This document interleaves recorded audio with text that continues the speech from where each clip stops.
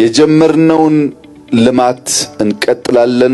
ግራ ቀኝ ሳንል ፎከስድ ሆነን በትብብር መንፈስ የልማት ጉዟችንን እናስቀጥል። ከዚህ ውጭ ያለው አማራጭ የጥፋት የጉዳት አማራጭ ብቻ ነው። ዓለም እንደምታዩት በከፍተኛ መተራመስ ውስጥ ነው ያለችው። ምግቡን ያላመረተ፣ ተቋሞቹ ያላጠናከረ፣ ኃይል ያላዘጋጀ፣ በብቃት ራሱን ያላሰናዳ ሀገርና ሕዝብ ይጠፋል፣ ይበተናል።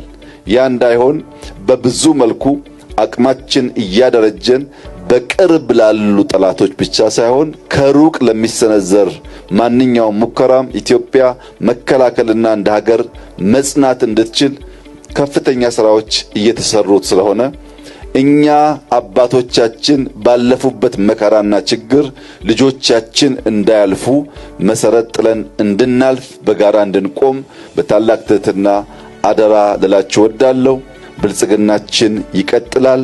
ኢትዮጵያ ትለመልማለች። ጠላቶቻችን ይረግፋሉ። እኛም እንቀጥላለን።